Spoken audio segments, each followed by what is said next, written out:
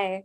I'm good. How about yourself? I'm doing great. I'm glad to hear it. So, to start us off, this new series, The Now, it's amazing. And a really big message in the series is to kind of live in the moment and enjoy life for what it is. That's a really great message that I think a lot of people are going to need to hear. How would you say you go about doing this in your own life? Um, a lot of the times we think about what we want for ourselves, where we want to be in life, and it when you do that, it stops you from appreciating what you have.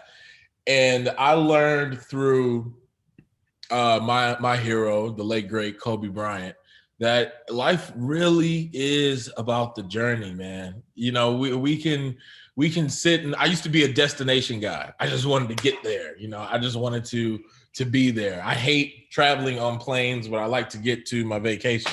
But like you can't do that with life, because the journey is where you make your memories. The hard work, the grind, the pressure situations, those are where you make your memories. Those are where you make your history. And without that, life is kind of pointless. So you have to appreciate the journey that you're on, the people that you take the journey with. And those are the golden moments of life. That's such a brilliant perspective. And I love that you share that because I think it correlates to the show a lot. Now, tell me about your own character in The Now. What's your own interpretation of him? Coop the cop. My guy, he's kind of the straight edge guy of the series, and he's concerned about Eddie. He's concerned about his friend. He's going through his own uh drama with his relationship with his wife, but at the same time, um he's not thinking suicidal thoughts. And when he sees one of his best friends going through something, it kind of hurts. It hurts Coop that he wasn't able to, see this ahead of time. It confuses him, it worries him, but at his core, it hurts his feelings that his friend felt that he could go nowhere. And that's something that people should recognize, is that your friends aren't going to ask for help when it comes in that department all the time. It's up to you to make sure that they're all right. It's up to you to make sure you lift their spirits, because it is hard out here, especially, with the aftershock of the pandemic. People's careers are still dangling by a thread. People had to go through their savings just to stay up when everything was locked down. And I've lost a few friends during the pandemic, and to have a show like this come out, it does hit close to home. And so it's though we are making a comedic effort talking about a dark topic, our underlining message of checking on the ones that you loved and making sure that they have that inner strength is what the Now is really about. Absolutely. And I think that it's coming at a really amazing time. The series, it's really going to do a lot for its viewers, in my opinion, because it gives you this perspective on life's weaker points and it shows you how to view and get through those. What did you take away from those messages and those conversations personally? Just to further add to my ideology of the journey, and those around you that you experience the journey with, how important it is to let somebody know that they have your ear, let somebody know that they have your shoulder to cry on. And always know that you don't know everything. Let that be about life in general or about one of your loved ones. So it doesn't hurt to ask. It doesn't hurt to ask. It doesn't hurt to just check and let them know, hey, you got me in your corner. So when the world is on your back, talk to me and I can lift some of that weight off for you. I love that. Now we see Coop go through a lot with his conversations with Eddie and in his own life. Do you think we should sympathize with him? Or do you think he sort of exists to teach us a lesson? A bit of both. If we're doing our jobs as performers, you're gonna care for each one of us, in our own individual light. And the more you can see, if you see yourself in Ed or Coop or any of our characters, that connection is what makes us fall in love with films, is when we can find a character that relates to us. And if you find one within our project, then you know maybe you should read off of their actions and see how you can do better in your own individual life. I think that's the beauty of this series. I think that everyone more or less is going to see themselves in a character in this show or a part of them.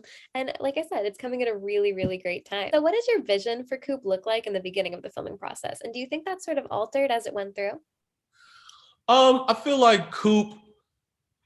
I feel that there was a bit of mystery to Coop in the beginning. You know, it seems that he was the friend that had everything under control. You know, he's got the government job, and you know he's a member of the force. And then when you find out that he has a couple of cracks in his armor as well, I love that his arc is humanized a little bit. You know, not nobody has it all figured out. And Coop, I feel, is the perfect example of a great looking surface. You know, from the on the surface level, he looks like he's got everything under control. But you know, underneath, it's some real damage under there. It's some confusion when he goes home. It's some turmoil when he's not with the guys. You know, those scenes that you don't see. Coop is hurting, and that right there is you know he symbolizes another perfect metaphor of what the now is about. And you know I love that for Coop. I hope that people see and relate to that or recognize somebody like Coop in their lives when they watch our show. And I love the arc that he goes through as a character and as a man. Something that I love about you is that you have this interpretation of your character where you're even talking about, off the screen, he's this way, which is such a brilliant thing. And it shows in the way that you play him. In future installments of this series, or if there's a season 2 or more episodes or anything like that, do you think we'll get deeper into Coop's life and his past and who he is as a person? And what do you hope we see in him? I don't know, Roku. Do you think we'll get deeper into Coop? I'm just saying. It sounds like Sydney has some good ideas. Yeah, I would hope so. I would love to be back with my guys, Jimmy and Dave. We're still in a group chat right now to this day. They're some of my best friends, and if we dabble some more under Coop, I'll do my job as a performer to make sure that it is as real and believable as possible and as humanizing as possible. And they better call this iPhone right now. They Yes, better hit come me up. on. Let's go, Roku. This cast is so incredible. That needs no saying at all. We have you, we have Alyssa Milano, we have Dave Franco, we have Bill Murray. What was it like to work with everyone? What was that dynamic like? I got to go to a hockey game with Bill Murray. I lost my mind. I was like, yo, no way. Yeah, Bill is super chill. He's a giant. I didn't realize how tall Bill Murray was, but he's exactly what you see is what you get. Super dry, super witty, cool dude. It's an honor to be able to work with somebody like Bill. Alyssa, just so nice. I didn't get to meet Pete, but I'm such a big fan of Pete. But Alyssa was just so chill, so welcoming.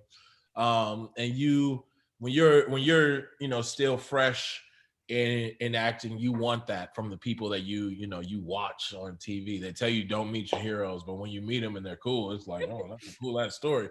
So it was it's an honor. I've been lucky to work with some great people along my career. Seth Rogen, Charlize Theron. I worked with. I guess I didn't work with Ice Cube. He's my dad, so it doesn't really count. But I've gotten some cool people under my belt. I just did something with Ray Liotta, and to have Bill Murray and Alyssa under there and the Farrelly brothers as directors. It's I've been blessed. I've been on quite the ride. Oh, Andy Serkis. I work with Andy Serkis. Jesus. I gotta check my IMDb, man. Gotta start writing these things down. Yeah. I love that. I love how happy you are about that. There's so much pride there, and that is like such an amazing thing to see. Another thing that I really love about this series, it deals with these kind of dark and depressing elements while still being really, really funny. How do you go about balancing that serious versus comedic aspect of the series? Well, I think at its core, laughing is a nervous reaction. A lot of things that might scare you when you see them on screen, they make you laugh. It's just like, oh my god, I can't believe they're going through this. And yeah, we've all had things that we laughed at that we know we shouldn't. And you gotta ask God for forgiveness right after you laugh. Sorry, God. I'm sorry, God. I didn't mean to laugh at that. I apologize. And that's what we have with the now.